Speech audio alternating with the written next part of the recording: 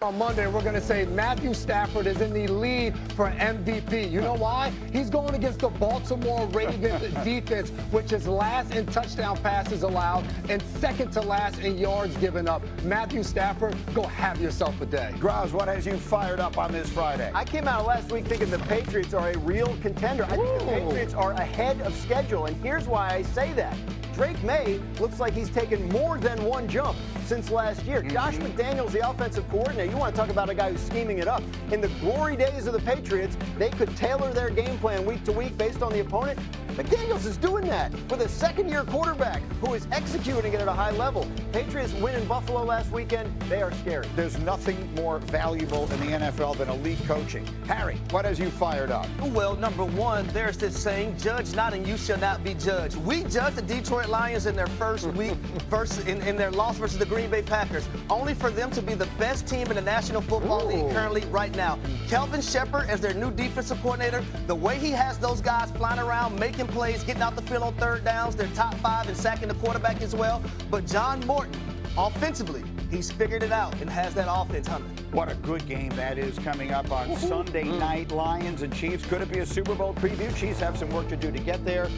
Give me one quick take on this game Sunday night. I love what we've seen from this Chiefs offense. Yes, they didn't win the game this past Monday night, but we've seen the explosive element since Xavier Worthy has been back. Hopefully he gets a little bit healthier towards the end of this week, and he's there on Sunday. This is the last game they'll play without Rashee Rice. Remember, he's suspended 6 games. This is their 6th game. Let me get Joe Fortenbaugh back into this with his best bet. He's our betting expert. What am I looking at in this game here? The Chiefs are a 2.5-point favorite. Am I reading that right? Yeah, and Kansas City's the bet here. Money's been coming in on the Chiefs. We were down around 1.5. We're moving up for good reason. J-Mac just hit on it. The offense is back.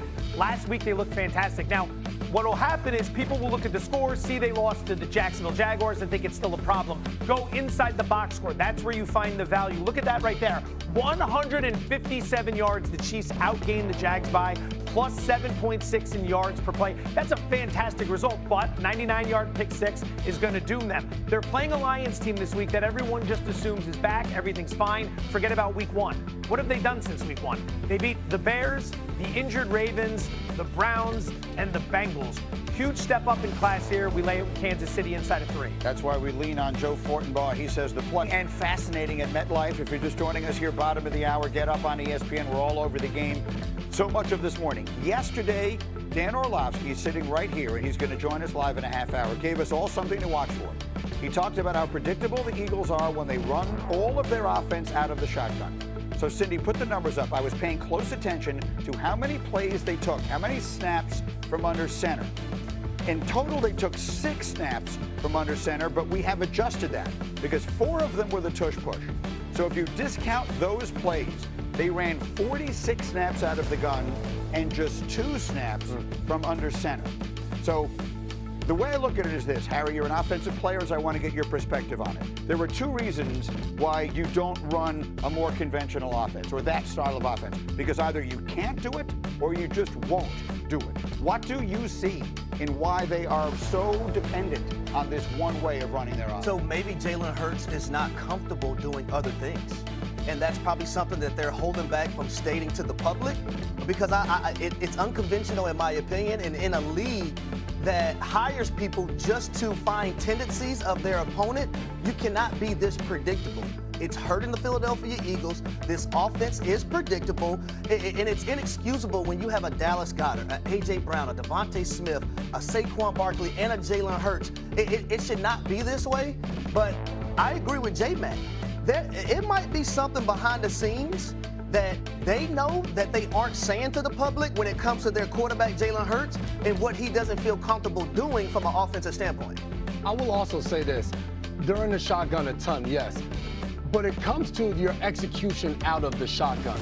You can still run play action and have the fake be in Saquon Barkley's chest before you pull it. We've seen teams operate. I think to what you're saying, if I'm on defense and I know you're going to be in the shotgun 90% of the time, now I need to dive into it. What are you doing out of the shotgun? Are you not running the ball? I think if they're going to operate that way, you still have to find a way to tie things together within the offense. It's not just the fact that they're losing because they're in the shotgun all the time. It's the offense that they're not executing while being in that formation. I'm glad you said it that way, because that's really the point I'm trying to make. That's not the reason they're losing, but it suggests that there are things that they either can't or won't do. That's what I'm trying to get to the bottom. Here's another component to it, right? We have to remember, Kevin Patullo is a first-time hit play caller. Right. And that's so difficult in itself.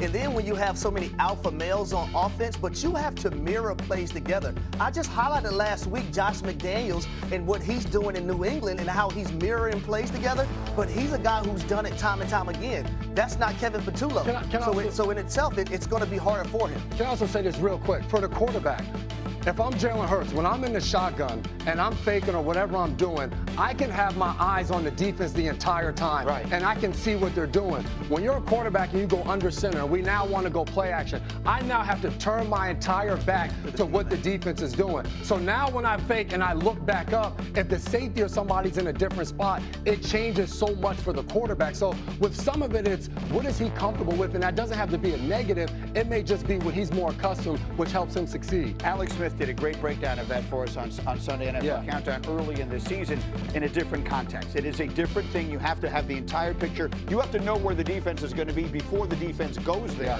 to have the confidence to do it. Here, I guess, Dan, let me boil the question down to I think is its simplest. Jalen Hurts is a very good player. Saquon Barkley is a very good player. Devontae Smith, A.J. Brown, the tight ends, the offensive. They have too much talent on offense to be this bad. We showed you the stats earlier. They're not just average. They're a bad offense right now. How do we explain this? Yeah, I think it's got to be a schematic and strategic explanation, because you're right about the talent. They have the talent. We also know that they have the right stuff inside of them. This is a group that has won a championship together. So you know, if you watch the Super Bowl, you would not come away saying, well, Jalen Hurts can't throw. They can't, if they have to lean on Jalen Hurts' arm, they can't win, because they can't. Absolutely. However, is that your offensive identity over a course of a 4 or 5 month season? It doesn't feel like they're comfortable with that. So last year, they had success once Jalen Hurts, to his credit, was willing to sort of diminish himself a little bit and let's lean on the run game and the offensive line, and I'll help out when they need me. But right now, that's going to be our identity. If that can't be your identity again this year, for whatever reason, the line's hurt, the line's not playing as well, whatever it is, teams are onto it, you've got to come up with something else, because you have the talent and you have the players you need in order to win a championship. We've seen them do it. The coaching staff has to come up with some solutions. So can we put C3 up there, Cindy, please? Because I told you, Las Vegas is starting to question. You heard Joe Fortenbaugh talking about it before. Their odds plummeting. Going into last night's game, they had top 2 odds to win the Super Bowl, the conference, and the division. After that performance, they've dropped to the 4th best odds to win the conference, 5th best odds to win the Super Bowl, behind the Bills, the Lions, the Packers, and the Chiefs, and it always seems to be heading further in that direction. And it brings us back to a stat that Dan Graziano, for those of you who are regulars on the show, you can say it before he even says it, but what is it we know about the division? It's been 21 years since it had a repeat champ. And look, something weird always happens. 2 years ago, the Eagles were defending conference champions who started 10-1, and the Cowboys looked like a mess, and yet somehow, in Week 17, the Eagles lose to Arizona, the Cowboys get a huge break against Detroit. What do you know? The Cowboys win the division because they didn't win it the year before. So look, I don't make the rules. Somebody besides the Eagles has to win the NFC. Now, I'm not saying the Eagles can't still win the Super Bowl. Wild card teams have done that. Yeah. But yeah, I think it's certainly time. And based on the way they're playing, in spite of their 4-2 record, it's worth asking if somebody else has what it takes to overtake them. So who was that somebody else? We made picks on the NFC East this year, basing it on the logic that the Eagles cannot possibly win it, and everyone has sort of weighed in on who they see. So J-Mac, you're the one who is bucking the trend. Yes. You say it can still happen. Harry, you say that the Washington Commanders will win the division. Yeah, I'm going with the Commanders because there are a few things that I look at when it comes to the Philadelphia Eagles. Number one, the no identity on offense that really bothers me, but their defense has not played the way it played in 2024. We put a lot of focus on the offense. Defensively, they're 20th in total defense, 26th versus the run, and 23rd on third downs.